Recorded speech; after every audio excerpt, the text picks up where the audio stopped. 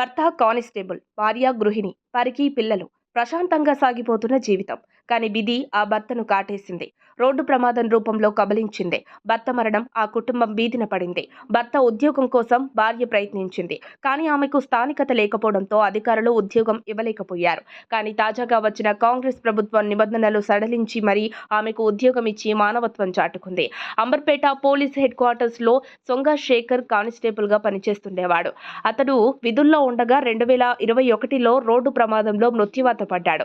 దీంతో అతని కుటుంబం ఇబ్బందుల్లో పడింది. అతని భార్య సత్యలత ఆంధ్రాకి చెందినవారు కావడంతో అధికారులు ఆమెకు ఉద్యోగం ఇవ్వలేకపోయారు. ప్రజావాణిలో భాగంగా సత్యలత సీఎం రేవంత్ రెడ్డిని కలిశారు. కుటుంబ పరిస్థితిని ముఖ్యమంత్రికి వివరించారు. తమకు న్యాయం చేయాలని కోరారు. దీనిపై స్పందించిన రేవంత్ మానవతా దృక్పథంతో సత్యలతకు ఉద్యోగం ఇవ్వాలని డీజీపీని ఆదేశించారు. రేవంత్ ఆదేశాలతో సత్యలతకు రాచకొండ కమిషనరేట్ కార్యాలయంలో జూనియర్ అసిస్టెంట్ ఉద్యోగం ఇవ్వాల్సిందిగా డీజీపీ ఉత్తర్వులు జారీ చేశారు.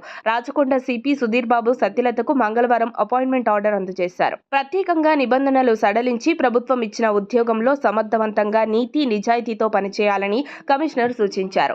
భవిష్యత్తులో కూడా వారి కుటుంబానికి అండగా ఉంటామని హామీ ఇచ్చారు. దీంతో తెలంగాణ ప్రజలు శభాష్ రేవంత్ అంటూ మెచ్చుకుంటున్నారు.